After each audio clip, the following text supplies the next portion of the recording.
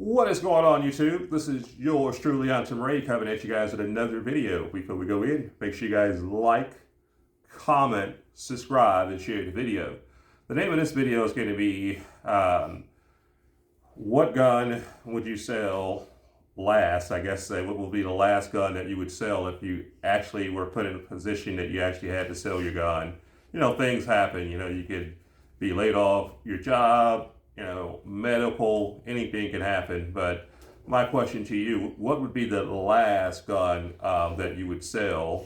Since I have a pretty decent sized collection, I'm going to give you guys a top 5 in no particular order of guns that I would not sell under any circumstances if I don't have to.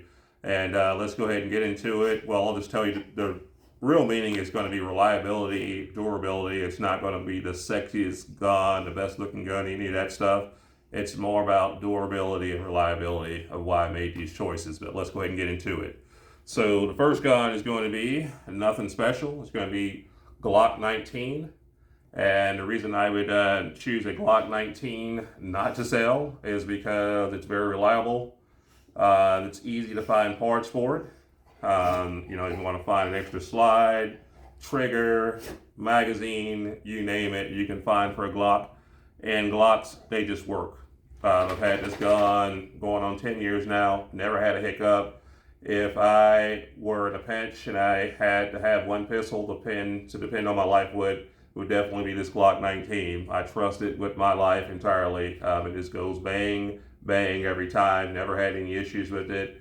And with the recent passing of Gas and Glock, it has now earned some, legend to it. So it has some more sentimental value to me as well. So yeah, Glock 19, this would be very, very, very hard for me to part with. Again, it's not sexy, it's not beautiful. There are many guns that do the exact same thing. Yeah, but no other has done it for 10 years straight for me. So Glock 19, you're our gun that I would not want to sell under any circumstances. All right, so next up, let's talk about Zastava Z-Pap. Now, I just purchased this about 2-3 months ago here. And this thing right here is a tank. It is eating everything that I put through it. And you can just tell the minute I picked it up, I knew this was quality. I want to thank Christian Gress for sending over the folding brace. This definitely makes this a very, very viable choice for a truck gun. And 7.62 by 3.9 in a short package, that's a lot of firepower. I mean, you can get up to a 60-round drum, standard around 30-round magazines. But I trust my life with this thing right here. This thing right here is solid gold. The only downside I would say is that at nighttime, it does have some flash. So if you ever had to shoot this at night, I'm going to warn you, you could get blinded. So, see if we can put a muzzle brake on there or something to try to mitigate it. But that's just the world that you live in when you're dealing with short barrel type, rifles, pistols, whatever you want to call them. But yeah, this is definitely one gun that I would have a struggle letting go. So this is in my top 5 of guns that I would not sell for any other reason. And the reason I chose this over the PSA K47 is that this will take pretty much any mag. The PSA K47, there's certain magazines that it's not compatible with. PSA 47, shoots everything as well. But if it's shit hit the fan, I need it to be compatible with everything. And the Z-Pap basically fits the bill. Chromed out receiver, very, very sturdy, and eats everything that I put through it. So that's going to be one that's on the list. All right, so next up, we are going to go Smith & Wesson, Model 686. Yep. I had to have this on the list here. Revolvers are very reliable, period, point blank. Very simple. And this is eating everything that I put through it. It's very heavy, so it mitigates recoil very well. Very sexy looking, obviously.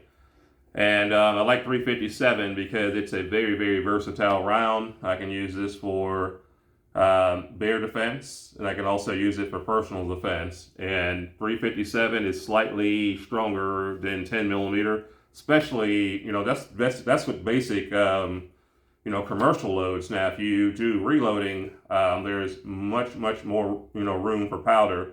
to actually get more velocity. As a matter of fact, the commercial loads that they sell today are nothing like the ones that they sold back in the days. They had really, really, really hot stuff out there. And if you do reloading, you can actually load 357 much hotter than 10 millimeter, because you just have a longer casing, so you have more room to work with when it comes to powder. But I love 357. It's very versatile. I trust this gun with my life. I know to go bang anytime I pull the trigger, and getting around this gun is, relatively easy for me. I like the fiber optic sight. I like the barrel length. And if shit hit the fan and I can only take one revolver, this would probably be the one. Love this gun. Again, Smith & Wesson model 686. All right, legs up. Beretta, a 92A1. Love this pistol right here. I love steel frame pistols. If you notice in the trend, most of these guns are very, very durable. Very durable. This is a steel frame gun. I think it's a 7+1. And I forgot to tell you that the Smith & Wesson is 7. So that's the plus. And then we got the Glock 15. I forgot to tell you about the round count. But anywho, this is one of my favorite guns. I've never let it go. If I had to let it go, I would probably cry for days. But this is a hammered fired pistol. Beautiful, has the accessory rail. I just love Beretta 92s. They're very flat.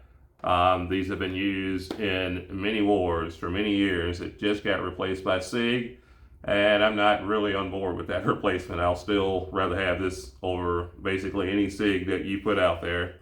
Beretta over SIG any day for me, period, point blank. I was definitely not on board, but I love, there are very many different variations of it. You can get, the one that is FDE. That's a nice one as well. I think that's the M9 or something like that. I don't know the actual name of it, but yeah, I love the 92. I love the slide. Very easy to take down. A very, very flat shooter. And I trust this gun with my life. Never had any stovepipes, never had any issues whatsoever out of this gun. It is basically ate everything that I put through it. And very sexy looking as well. If I shit hit the fan, I wouldn't mind taking me out a Beretta 92, because there's a very, very, very, very high chance that I could find, another slide or, accessories for it on someone that dropped it, or on a dead body, if it was an apocalypse. Because there's a lot of 92s that have been in production, but this is a classic, and I think everyone should have one of these in their collection, a Beretta 92, Beretta 92A1.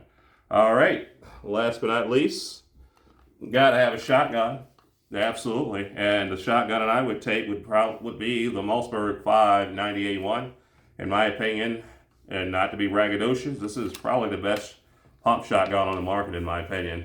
Has a thick, thick barrel, I should say. Not getting my words right this morning. Huge barrel, large magazine capacity. You're talking 8+1. It has, steel everything. So it has a steel trigger assembly, steel trigger guard, steel safety up here. And I love the Tang safety versus having it on the trigger.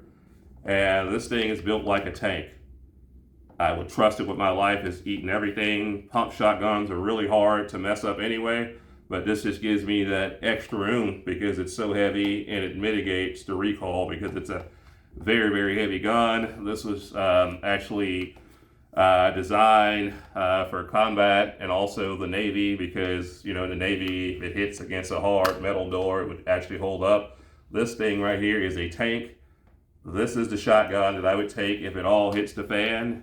And the reason I like shotgun so much, and why I would not want to get rid of this specific shotgun, is that first and foremost, shotguns are probably the most diverse gun of all guns. You can use it to protect yourself. You can use it to hunt birds.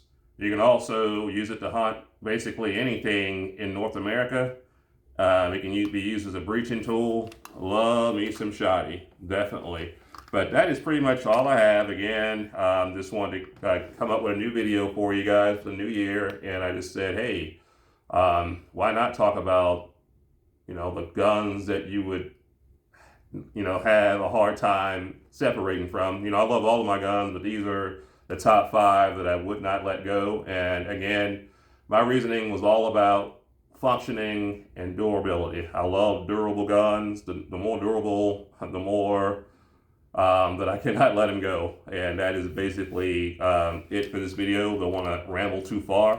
But if you guys would like to tell me what you would have a hard time parting ways with, give me your top 5 in the comments. Or if you're a YouTuber, follow the wave, make your own video, same subject, top 5 guns that you would not sell. Selling a gun is hard for all of us. It's an emotional decision because we become attached to our firearms. But again, there comes times where things can happen. Again, you can lose your job. You can have a medical issue where you would have to, get funds. And that's the beautiful thing about firearms, is that firearms are currency. They appreciate with value. And this is a living example of a gun that appreciated with value. I bought this gun for $400 and something. The MSRP on this gun right here is probably 700 plus or more, especially if you get the Van Comp edition. But I don't want to talk you guys' heads off. Again, I just want to say Happy New Year. Want to just bring you guys a new video. This subject just came to me while I was sitting in the man cave. And yeah, if you guys are interested in doing a video, follow the wave. I'll put a hashtag in the subject line and tell me what are the top 5 guns that you would not sell. And if you don't feel comfortable doing a video, just go down in the comments and let me know your top 5 guns that you would not let go under any circumstances. That's all I have for you guys today. Happy New Year. 2-8 up.